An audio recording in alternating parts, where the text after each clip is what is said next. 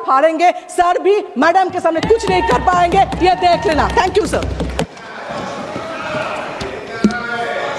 धन्यवाद अध्यक्ष महोदय। धन्यवाद अध्यक्ष। Please sit down. Khan ji please sit down. धन्यवाद अध्यक्ष महोदय। लोकतंत्र के महत्वपूर्ण विषय पर बोलने का जो आपने समय दिया, जहां हम आज चुनाव सुधारों पर चर्चा कर रहे हैं। इनको बोलने दो, प्लीज लिसन टू हर।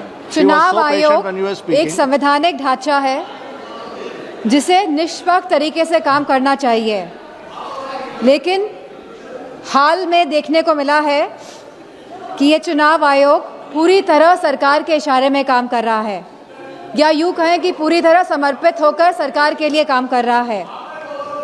हमने उत्तर प्रदेश के उपचुनावों में देखा है कि किस तरह वोटों की धांधली हुई, कि किस तरह बीजेपी ने मनमानी करी और लगातार चुनाव आयोग को शिकायत करने के बावजूद भी चुनाव आयोग ने कोई भी एक्शन नहीं लिया। और इसी के साथ यह भी देखने को मिला कि पुलिस खुद सादे कपड़े पहनकर वोट डालती नजर आई बूथ के अंदर, लेकिन चुनाव आयोग ने कोई भी अधिकारियों के खिलाफ कार्रवाई नहीं करी। सीसी फुटेज की जब मांग करी गई चुनाव आयोग से, तो चुनाव आयोग ने सीसी फुटेज तो नहीं दिए। इसी के साथ एक ऐसा कानून लेके आई है जहां पे कहा गया है कि 45 दिन के अंदर सीसी फुटेज हटा दिए जाएंगे। चुनाव आयोग पूरी तरह से पूर्ण तरीके से पक्षपाती स्वरूप में नजर आ रहा है, और ये हम इसलिए भी कहना चाहेंगे कि चुनाव आयोग का जो ये स्वरूप बदला है वह इसीलिए बदला है जब से चीफ जस्टिस ऑफ इंडिया को हटाकर यूनियन मिनिस्टर को अपॉइंटमेंट ऑफ इलेक्शन कमीशन में लगाया गया है। तो कहीं ना कहीं जो बिल पास हुआ दिसंबर 2023 में, जहां पे absolute legal immunity for any action by the election commission, इसके साथ साथ protection from accountability and scrutiny, जो इस तरह का सुरक्षा कवच एक चुनाव आयोग को दिया गया, इस वजह से चुनाव आयोग पूर्ण तरीके से समर्पित होकर सरकार के लिए काम कर रहा है।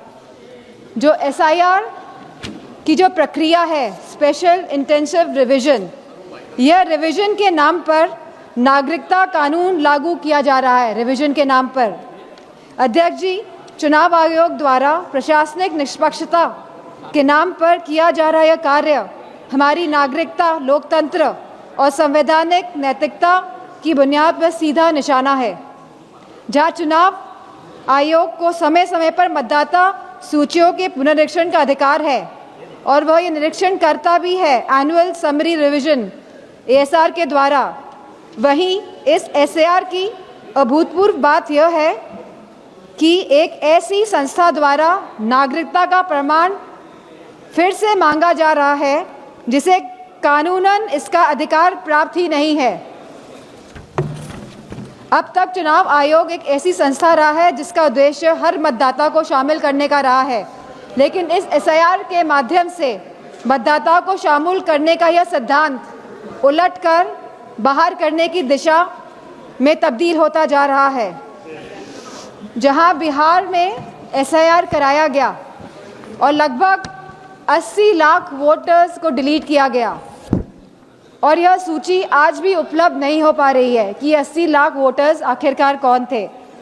वहीं एसआईआर के बाद भी अंतिम मतदाता सूची में लगभग 14 लाख से अधिक डुप्लीकेट वोटर्स पाए गए, और इसमें भी लगभग 3.5 मतदाताओं के दोनों वोटर आईडी कार्ड पर एक ही विवरण दर्ज कराया गया है।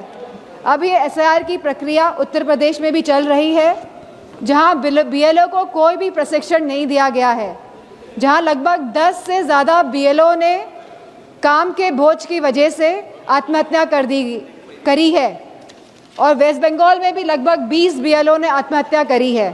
तो कहीं ना कहीं जहां इन बीएलओ को प्रशिक्षण नहीं दिया जा रहा है और जिस तरह से ये एसआईआर की प्रक्रिया को अंजाम दिया जा रहा है, कहीं ना कहीं ये वोट काटने वाली प्रक्रिया साबित होती जा रही है। तो हमारी मांग है कि जिस तरह सत्ता पक्ष के लोग कहते हैं कि हम बिहार का चुनाव जीते, तो अगर आप वाकई में चुनाव लड़ रहे हैं और जीत रहे हैं तो हमारी ये मांग है कि आप सीजीआई को वापस अपॉइंटमेंट कमेटी में इंडक्ट करें। और जो आपने सुरक्षा कवच इलेक्शन कमीशन को दिया हुआ है, आप इस सुरक्षा कवच को भी हटाएं। और इसी के साथ समाजवादी पार्टी की यह मांग है कि बैलेट पेपर के माध्यम से ही चुनाव इस देश में कराया जाए। और जिस तरह के मॉनेटरी बेनिफिट्स जब चुनाव किसी राज्य में चल रहा है आप बैंक खातों में पहुंचा रहे हैं, तो मेरा यह मानना है कि कहीं ना कहीं ये वोट जो लोग डाल रहे हैं वोट डालने में भी इसका इफेक्ट होता है, तो इसे बंद करा जाए। इन्हीं शब्दों के साथ मैं ये बात भी कहना चाहूँगी कि ये जो नागरिकता कानून है, जो ये SIR जो ये लाया जा रहा है, इसे हटाया जाए जिससे कि सही मायनों